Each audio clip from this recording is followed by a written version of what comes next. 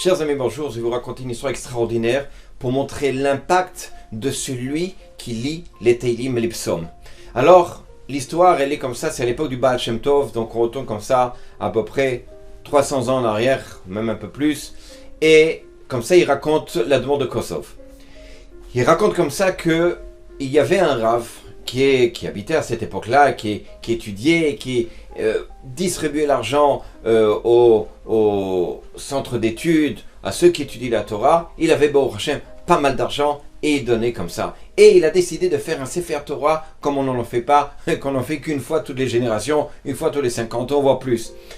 Un Sefer Torah magnifique, extraordinaire. La qualité du papier, la qualité de l'écriture, le sofer, à chercher le sofer, le meilleur des sofrim, qui puisse écrire ce Sefer Torah-là, comme ça, la communauté, cette communauté-là, pourra avoir le mérite pendant des années de lire une écriture extraordinaire dans ce Sefer Torah-là.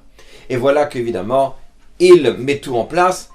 Le temps, évidemment, est assez long pour écrire un Sefer Torah comme ça. Le jour J, le Sefer Torah est prêt. Baruch Hashem, il organise un festin royal dans lequel il invite les rabbanim, les autorités, le monde. C'est l'occasion de recevoir un peu tout le monde. À ce moment-là, il y avait ce qu'on appelle, à l'époque, il y avait le puiseur d'eau. Le puiseur d'eau, il allait apporter de l'eau dans les maisons. C'était un travail harassant et il gagnait très peu. D'ailleurs, il était malheureusement, comme les puiseurs d'eau, très pauvre. Il mangeait ce qu'il avait, du pain, il buvait de l'eau évidemment. Voilà, c'est tout ce qu'il avait. Ce soir-là, il s'est dit, je ne vais pas manger, je vais aller au festin. Il y a un festin, en plus il y a l'intronisation avec des rabbanim, je vais participer à ça. Baruch Hashem. Et donc, ce puiseur d'eau-là, il va là-bas, dans ce festin-là, il voit le nombre de personnes, c'est extraordinaire, comme c'est beau, tout est beau, la nourriture est béchefa, comme on dit, avec abondance. Et puis il est là, et il attend, évidemment, il crevait de faim, parce qu'il n'avait pas mangé, en plus il mange très peu. Donc, et voilà qu'il y a des discours sur discours, des rabbanim, etc. Alors il n'en pouvait plus, il sentait qu'il allait s'effondrer, il s'en va dans la salle de réception, et il s'assoit, il commence à manger, parce qu'il ne pouvait plus tenir. Et voilà que celui qui a organisé ce festin-là, va contrôler un peu ce qui se passe à droite à gauche, il arrive dans la salle de réception et il voit cette personne-là, ce puiseur-là, assis en train de commencer à manger. Et il se met à s'énerver. Il a tellement mis de temps, de force, que tout était bien réglé et il voit celui-là déjà assis. Mais qu'est-ce que ça veut dire? Mais quel chutzpah, quelle honte! Tu te permets de t'asseoir, tu te prends pour qui? Va-t'en d'ici, tu n'as rien à faire ici. Et voilà que le pauvre, le puiseur d'eau ne pouvait rien faire. Il s'en va par Nefesh, triste, la tête pendue, il ne savait pas quoi faire. Il retourne chez lui, il n'avait pratiquement rien mangé. La fête évidemment continue, un dîner somptueux est attendu, ils mangent des mets succulents, etc. Et ils oublient qu'il y avait quelques instants avant, le puiseur d'eau qui était là et les gens ne s'en rendent pas compte. Et voilà que la fête se finit, ce Rav-là retourne chez lui, heureux comme tout, avoir fait il est dans son petit nuage.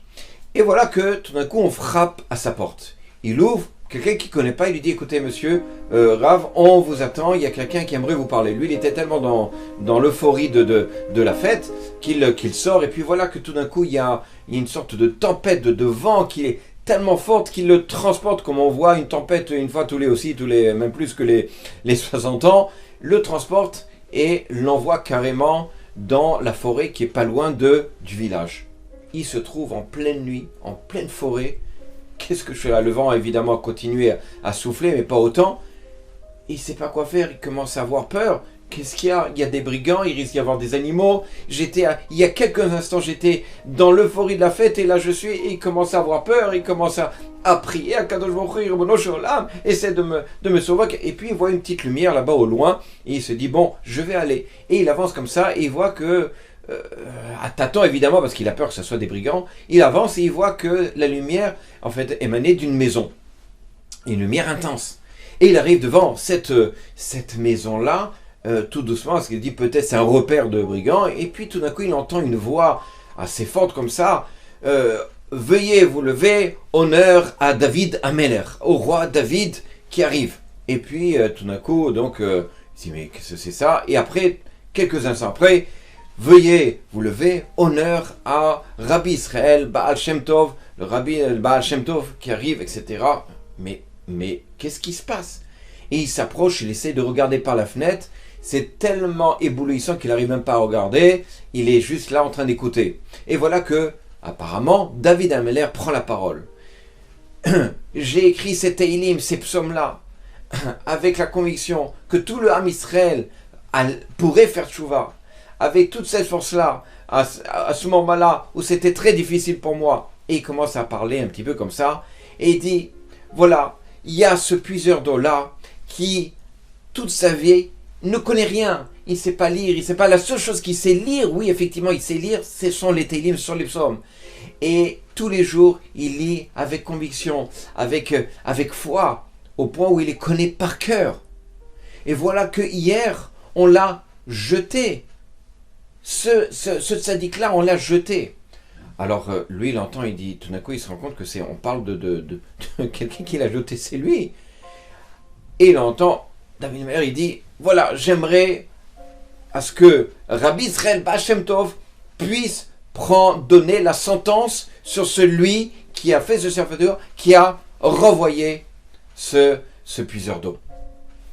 Alors là, il est effondré, il ne sait pas quoi faire, il entend ça, voilà que le Baal Shem Tov prend la parole, oui, avec tout l'honneur que j'ai à David Ameler et tout ça, je me permets de dire la chose suivante. Effectivement, ça a été une grave faute, c'est quelque chose de très grave ce qui s'est passé. Mais, si on donne une sentence terrible, on n'aura pas la résonance de ce que c'est que la lecture des Teilim. Donc moi, ce que je propose, c'est que cette personne-là puisse faire tchouva. Comment? Eh bien, qu'elle puisse organiser un festin ou peu importe, qu'elle invite le puiseur d'eau, ainsi que tous les rabbinim, mais parler d'abord de ce qu'elle a vu ce soir-là et entendu, et qu'elle puisse parler de l'importance de ce que c'est que de lire les Teilim, et qu'elle ne m'ait pas invité, parce qu'à ce moment-là, le Rav, il se dit, ah, j'ai oublié d'inviter le Baal Shem Tov, c'est vrai, je ne le connais pas tellement, je n'ai jamais vu d'ailleurs, mais il était à cette époque, il aurait pu inviter le Baal Shem Tov, qui était la sommité, le Rav le plus grand de cette époque-là. Le Rav lui-même, le Baal Shem Tov, il dit, et qu'on ne m'ait pas invité, ça n'est pas grave, moi je passe outre, s'il veut venir me voir, à ce moment-là qu'il vienne, évidemment, toutes ses fautes seront annulées. Il entend ça, il sait plus où se mettre, pratiquement il va s'évanouir, tout d'un coup une voix sort et dit, est-ce que vous êtes capable d'accepter la tchouva et ce qu'on vous a dit, cette sentence-là? Et à ce moment-là, il se met à pleurer, et il dit, mais évidemment, j'ai fauté, je me suis pas rendu compte, j'étais pris dans cette fête-là, j'étais pris dans toute cette organisation-là, et j'aurais jamais dû faire une chose pareille. Alors, le Baal Shem Tov dit, comme c'est un Tamid Racham, comme il fait beaucoup de tzedaka, etc., on lui donne cette chance-là, qu'il fait tchouva, et Bezrat Hashem, ses fautes seront pardonnées. Et voilà qu'évidemment, il y a un vent terrible qui se relève de nouveau, et il est transporté, il est renvoyé pratiquement chez lui, et à ce moment-là, il organise, comme promis, le lendemain, soir, une réception, un nouveau festin, les gens sont étonnés, etc., mais quoi qu'il en soit, un nouveau festin parce qu'il a un message à dire et il invite évidemment, il envoie un messager pour aller chercher le puiseur d'eau qu'il invite à s'asseoir à côté de lui. Le puiseur d'eau, évidemment, il était gêné. Qu'est-ce que j'ai? Pourquoi on m'a fait tout ce caveau-là? Qu'est-ce que j'ai fait? Et en plus, il m'a renvoyé. Bon, peut-être que... Et voilà qu'il se met à raconter ce qu'il a vu et entendu plutôt le soir dernier, et la valeur de ce que c'est que lire les Teilim, et la grandeur de ce puiseur d'eau, combien il se donne à fond pour lire les Teilim. Le lendemain, il retourne, il part voir le Baal Shem Tov qu'il n'avait d'ailleurs jamais vu, et arrivé devant lui, s'effondre de tellement de crainte devant le Rav, et il lui dit, et il se réveille à la fin dans sa pièce, il lui dit, Rabbi, vous savez, je vous ai vu, oui, je sais, j'étais là. Donc, tu n'as pas besoin de me raconter, il n'y a pas de problème, tes fautes sont pardonnées. Et voilà que, évidemment, Baruch Hashem, le Baal Shem Tov est comme ça, il dit, la demande de c'est que tellement est important le lire des Teilim. D'ailleurs, le Rabbi Nachman de Breslev dans l'Ikouté Moharan, il dit que tout celui qui lit les Teilim, il ne peut rester à sa place, c'est sûr qu'il va faire tchouva. Tout celui qui lit les psaumes, tous les jours, c'est sûr que à l'intérieur, et c'est comme ça que David Amer a donné quelque chose d'extraordinaire dans ces Teilim-là, la capacité à chaque juif, justement, de changer en lisant les Teilim. D'ailleurs, c'est écrit dans la paracha, Ele Shemot Ben Israël Abaï Mitzrayim. Si vous prenez les dernières lettres de Ele Shem, voici les Ben Israël qui sont arrivés en Égypte, puisqu'on commence le livre de Shemot, de l'exil, mais en fait, après le Ramban et tout ça, c'est c'est le livre de la Géoula, le livre de la délivrance. À ce moment-là, vous prenez les dernières lettres, c'est écrit Teilim Teshuvah. Vous voyez que tout celui qui lit les Teilim, alors ça lui donne la capacité de faire Teshuvah. Bezrat Hashem, par cette force-là, de lire les Teilim dans ce mois-ci, puisque le mois, c'est comme Kippour, le mois de Shemot, c'est le mois où toutes ces parachutes qu'on va faire, c'est ce qu'on appelle les Shovavim, où les gens pieux ont l'habitude de jeûner le lundi et le jeudi, justement, pour faire tchouva, et c'est très bien de lire toutes ces périodes-là, les Teilim, Bezrat Hashem, qu'on puisse voir enfin la Géoula, la délivrance.